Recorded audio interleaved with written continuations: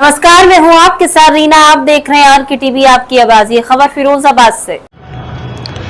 जन कल्याण समिति का नाला ढको अभियान जोरों पर।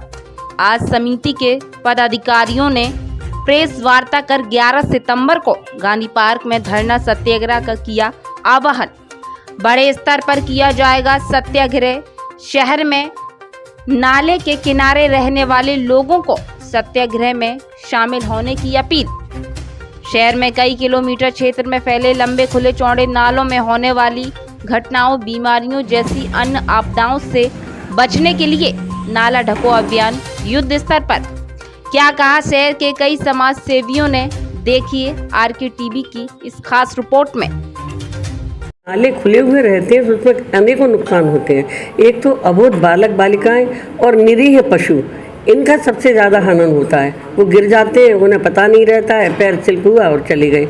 अब उससे क्या होता है, उनकी मौत भी होती है, जो कि हमारे लिए एक दुखकारी कारण होता है। कूड़ा भी एक सोना होता है। जैसे हमारे यहाँ चूड़ियाँ बनती थीं तो उसका जो कैल्शियम, उससे सोना निकला करता था।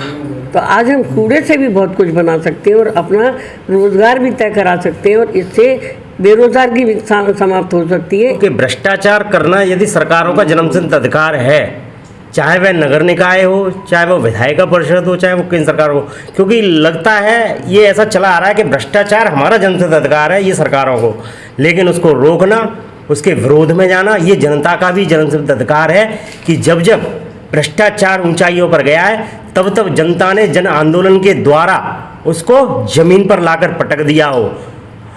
आयरन लेडी के नाम से इंदिरा गांधी जी को जाना जाता था, लेकिन एक जन आंदोलन के द्वारा ही उनकी हार हुई थी।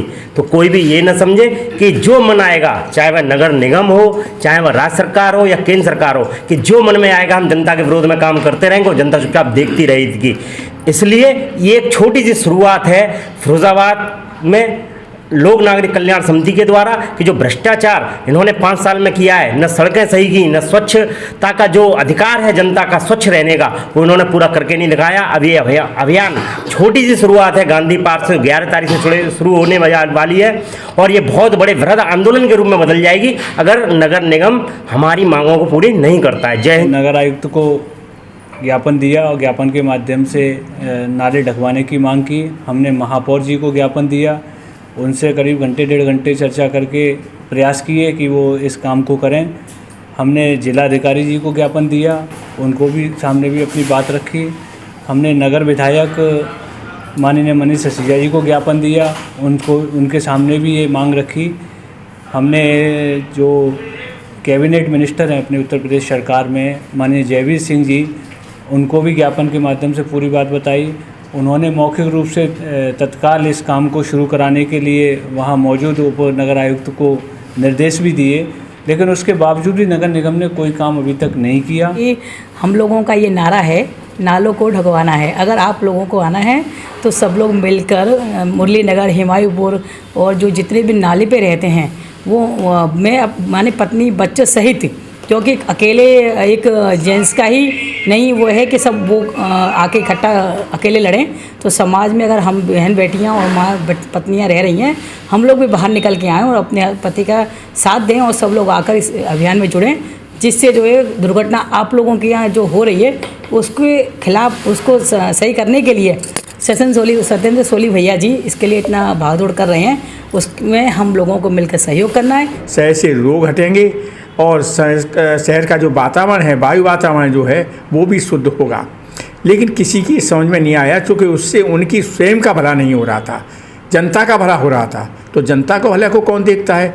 इसलिए दुखी होकर के इतने लंबे समय के प्रयास के बाद भी जब नहीं सफल हुए, तब ये तय किया गया कि अब गांधीवादी हथियार को उठाया जाए। में एक आदर्श जिला के रूप में इंदौर स्थापित हुआ है।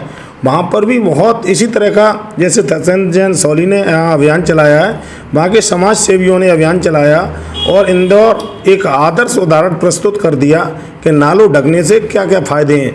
यानी जितना बजट नगर निगम का होता है उससे ज़्यादा तो नाला ढांकने के बाद उसका शुद्धिकरण किया है, उससे जो गैस वगैरह मिल रही है वो यूज हो रही है।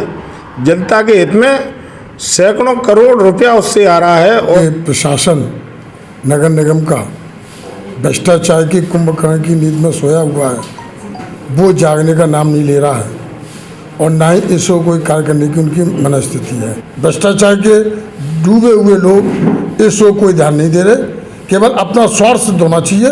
जनता जाए भाड़ में, ये जनप्रतिनिधि नहीं है, ये जनप्रतिनिधि पता नहीं कैसे नाम दे दिया गया लोगों को, ये जनप्रतिनिधि नहीं, अपना स्वार्थ सिद्ध कर रहे हैं केवल। लाखों करोड़ों रुपया तुम बर्बाद संचारी रोग की जो है जागरूकता के लिए कर रहे हो, लेकिन क्या इस नगर के नाला ढाको अभियान में कोई भी योजना बना करके सही तरीके से इसको नहीं चला सकते हो? विशाल 80 एकड़ से अधिक क्षेत्र में फैली जेएस यूनिवर्सिटी विश्व स्तरीय सुविधाओं से सुसज्जित, सभी कोर्स के लिए बने अलग भवन विश्वविद्यालय को कर रहे सुशोभित।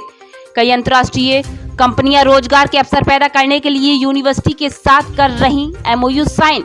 विश्व के विभिन्न उच्च पदों पर आसीन विश्वविद्यालय के हजारों विद्यार्थी दे रहे अपनी सेवाएं। कई अंतर्राष्ट्रीय अवार्ड से सम्मानित विश्वविद्यालय बना रहा अपनी अलग पहचान।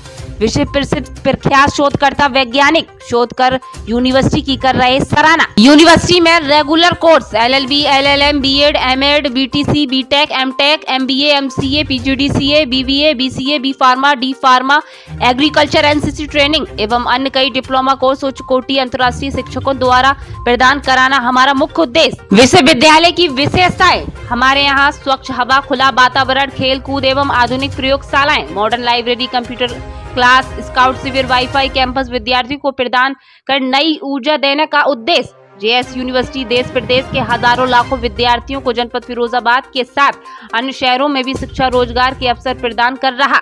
यूनिवर्सिटी में प्रवेश के लिए पधारे मैनपुरी रोड, शुकहाबाद।